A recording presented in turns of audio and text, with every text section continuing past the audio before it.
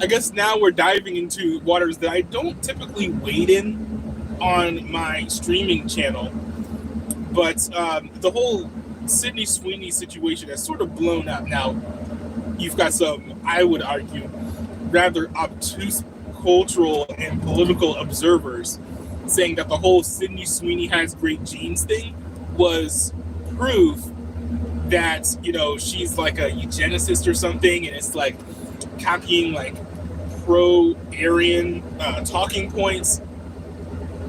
To me, that's like a bridge too far. You have to be reading that intentionally into the ad. It's not something that comes through a plain reading of what's just in the commercial. And one thing too is that because of how attractive Sydney Sweeney is, a lot of people have been saying Sydney Sweeney has great genes, whatever. Like, speaking of her genetics, because if people are naturally beautiful, then that is something that many people will tend to remark upon. Now, of course, some people go pretty overboard with that type of stuff, like, thirsting over celebrities and all that stuff. I'm not talking about that, but, generally speaking, if there's someone who's famous, who's attractive, people will be remarking on that person being attractive. And so that was kind of like one of the big reasons why the ad campaign that Sydney Sweeney did with American Eagle really blew up. It's because there was a lot of outcry from folks on the left who were complaining about that. But there were some other points of contention too. I'll go to the one that I deem to be the least serious, I think, because I think that we can just get that one out of the way and go to the one that's more important, which is like people are they're kind of mad that there's someone who is attractive being like the face of an ad campaign for clothing. I think a lot of this is just like cultural whiplash. A lot of people are used to, I wouldn't say unattractive, because a lot of the models that we've been seeing nowadays have been like obese, morbidly obese, whatever. Most of those people, though, I would say, are not ugly or like unattractive. Like, if you look at their faces, they have quite appealing faces. So these are just like attractive obese people. But majority of people, if you ask them like, oh, like, do you think that someone who is like morbidly obese is attractive, they probably would not say that. Now, to me, it's just like there are more characteristics beyond body weight and BMI that is a factor in your attractiveness. So to me, it's like, you could theoretically be obese, but you have other features that make you attractive. So to me, I don't weigh it so heavily. Pun not intended. I don't weigh it so heavily. I'm not the type of person who's going to be like, oh, if you're obese, then you're unattractive. But there are a lot of people who are like that, and I think that's probably like the majority of society. At least it's the majority of America. But yeah, I think a lot of this is cultural whiplash. A lot of people are used to more or less obese people of color being like the primary models for like clothing advertisements. And so we've seen this sort of like right-wing shift. I don't even know if it's right-wing, but like a shift towards sort of going back to some of the iconography that we used to have in the past. Where it's like, oh, we've got a lot of conventionally attractive people in commercials. We are celebrating heterosexuality, which is a whole thing like I may get to at another point in the stream. I may do a completely separate video about that individual point. But of course, if you've grown up, especially like being like a kid or a teenager in this era of not as attractive models, to suddenly having someone who's a lot more attractive being in your ads, you will take note of that. You'll be like, huh? Either you'll be like, that's a bit unusual, I'm kind of surprised that they did that. Or if you're the type of person who is like kind of upset because you don't feel as attractive as you perceive that celebrity to be, and so therefore you sort of feel like underrepresented or something, then like you don't see yourself in the ad, feel like it doesn't reflect you, blah blah blah, whatever the case may be. Those people, of course, are also going to get very upset. Now, the whole like, I don't see myself, that's something that could also be another video on its own, because I'm not the biggest fan of that, but that's a whole discussion for another day. Like, I don't really care about that line of argumentation. I do think it's very interesting that we're moving towards having more fit and more attractive models. And I think it does sort of show that we are swinging towards a new form of traditionalism. But at the end of the day, that's not really problematic. To have an attractive person in an ad, that's just like normal.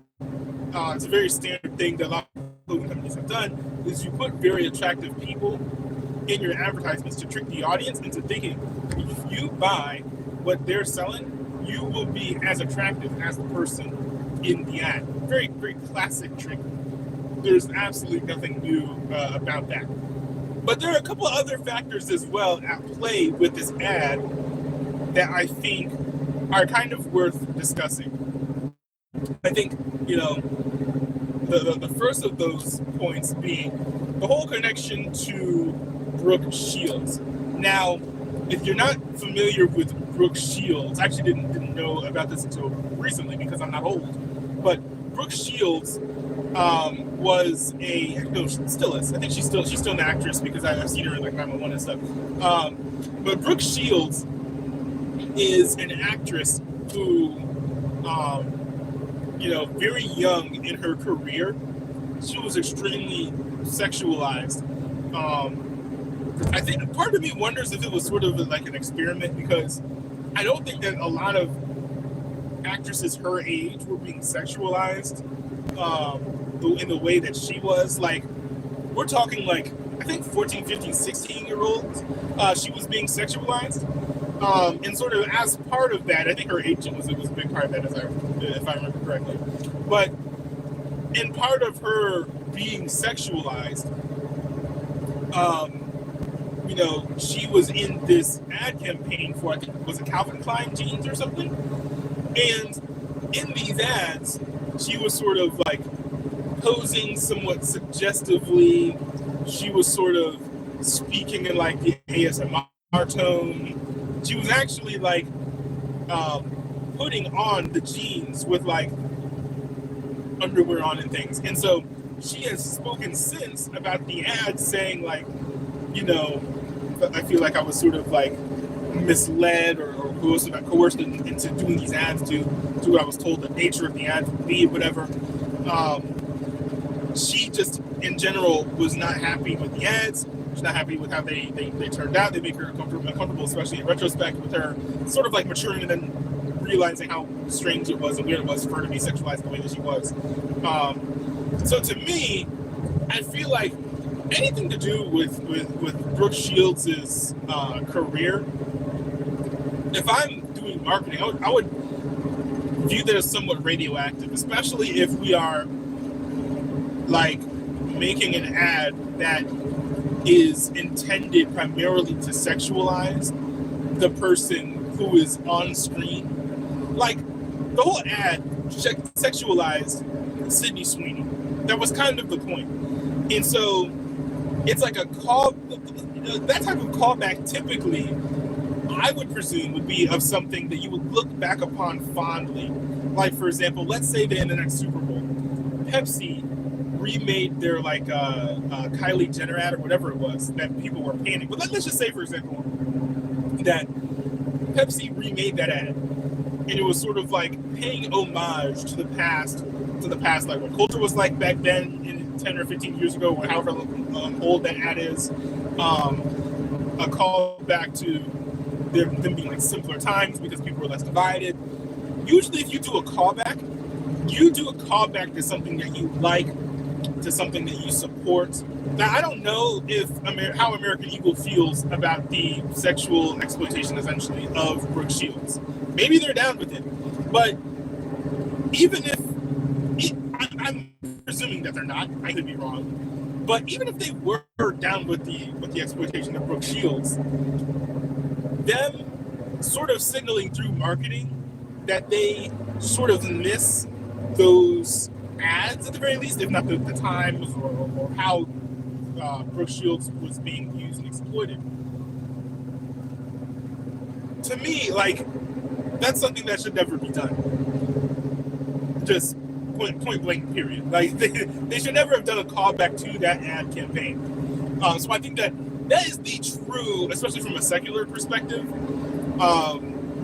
that is the true problematic aspect of the ad. Now, I will say there's another factor of the ad that is problematic as well. And I'm saying this from a Christian perspective. There are probably going to be some feminists who agree with this argument as well, I would imagine. But just her sexualizing herself in the ad, I think, is problematic. I think scripturally we would say also it's problematic. We can actually look back to passages about modesty for sort of a template to this. Now, you're not going to see a Bible verse that says, like, don't walk around with your boobs hanging out. Like, that's not, you're not going to find that in the Bible. But what you will see is passages about modesty that say, like, hey, don't adorn yourself in this way to get attention from other people, right? Talking about, like, throwing a bunch of stuff up in your hair or whatever. That was, like, cultural at the time. But the reason why is, like, we're not supposed to be in how we dress primarily seeking to grab attention from other people. And that goes for both men and women too, by the way. Not a lot of people like to talk about that, but it goes for men as well as it does for women. And so kind of and that's part of it, right? It's the lack of modesty, but also is sort of trying to lean into not just getting attention, but leaning into sexualizing yourself, which also is wrong because you're very clearly attempting to draw people into lusting after yourself, which is also something wrong to do, especially when you're doing it in marketing, and which is like a public platform. Like, these are the types of ads that you will see on YouTube. These are the types of ads that you will see on televisions. These might be ads that you see in a movie theater if you get there early enough. And there are Bible verses about, like, tempting people who are young as well and leading them astray, right? Saying that it would be better for someone who leads young ones astray to tie a millstone around their neck and dive into the sea than to continue doing what it is that they're doing. And so with Sydney Sweeney sexualizing herself on a public stage, especially on a stage where it's presumed that children will be viewing this type of content, you're potentially trying to lure, especially teens. I think children, I don't think children are particularly sexual. So I mean, that's not a huge consideration I would make, but teens are minors who are below 18. So I think it's fair to bring them into consideration, right? She is trying to get the audience to lust after her, including the underage audience. And I think that's fair to say. Sydney Sweeney is not an idiot. She knows how attractive she is. Her family members have told her how attractive she is. And she's sort of leaning into that very clearly, very, very obviously. And so that, I think, is sort of like the worst thing about the ad to me as a Christian, as a believer. So, I mean, from that perspective, that's problematic. And there are probably feminists who would agree with that as well, because, feminists, generally speaking, tend not to be big fans of sexualization that appeals to the male gaze, which Sydney Sweeney's sexualization certainly does. Now, I do want to add a little caveat here, because I do want to add that I'm not saying that Sydney Sweeney is too hot to be in an ad, or she shouldn't be in an ad because she's too attractive or whatever. I'm speaking specifically about her being sexualized in the ads herself, right? Speaking in sultry tones. We have shots sort of like zooming in on certain aspects of her body, sort of revealing that, oh, maybe she's not wearing these types of undergarments or whatever. Like, very clear insinuations that they're making with not just her actions, but also with the cinematography. Not great. And I do want to say, very recently I've been at a hotel. I actually haven't been watching as much news lately, but I've been watching like ESPN and things. I've been seeing ads on the television And I saw a new ad campaign for it was with Sydney Sweeney for Dunkin' Donuts, advertising some smoothie, whatever. And I gotta say, I'm 1,000% cool with that ad campaign. I think that's a million times cooler than the American Eagle ad, because she's being herself, right? Doing her thing, but she's not like sexualizing herself. I wouldn't say she's wearing orange because it is Dunkin' Donuts. I think it's one of the colors, like orange, purple, blue, like those sort of bright colors are like the colors of Dunkin' Donuts. So she's wearing Dunkin' Donuts colors, but she's not like wearing like skimpy clothes. She's wearing clothes that are entirely appropriate, I would say. And she's just like sneaking into the Dunkin' Donuts, drinking the smoothie or whatever because she likes it so much. And that's the ad. Like, I think that's fire and that's perfect. Completely fine to do. But that's entirely different than doing an ad where you're, speaking at a certain phase of being undressed, speaking sort of about attractiveness when it comes to genetics. I feel like it's just like sort of a lot to just sort of pile on. I think it's a bit too much as a Christian for me to endorse the ad. And also generally, I don't really care how attractive like models are or whatever in an ad or commercial, because I'm not going to buy the Sydney Sweeney jeans because of the ads. And I actually generally don't buy any piece of clothing due to ads. And if I do, it's usually not from the company that advertised it, right? Like, if I see ads for cargos from, like, I don't know, let's say American Eagle. I think American Eagle sells cargos. I don't know, I may go buy them from H&M, right? Like, I am not the biggest fan of just like, just because I see an ad that makes me interested in buying something, I have to buy the product from them rather than from a less expensive place. One final thing I want to mention is that for people who are saying that American Eagle is racist with this ad, I think it's very interesting. If you actually go to the American Eagle website and you look up the jeans, there's an actual model who models the jeans. So Sydney Sweeney is not the model for the jeans. She's just the face of the ad campaign. If you go online, look at the jeans, look at the listing, and then look at the photos, there's an actual model who's done like stances and various poses so that you know how the jeans look on her or whatever, so you kind of get an idea of what to expect for how the jeans are going to look on you. That model is African American, light skinned, but she still counts. And I would say that she's attractive as well, but to say that this whole Sydney Sweeney ad thing is proof that she is racist, or proof that American Eagle is racist, I think is absolutely absurd. Absolutely absurd.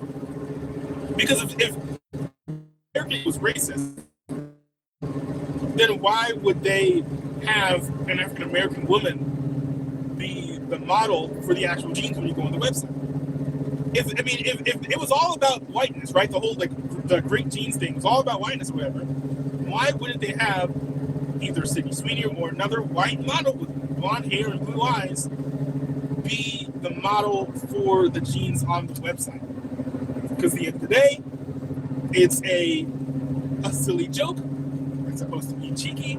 It's supposed to be edgy. Maybe not the best joke in the world, but hey, I'm not going to accuse corporations of being the funniest people in the world, okay? So those are kind of my thoughts about the whole Sydney Sweeney ad campaign.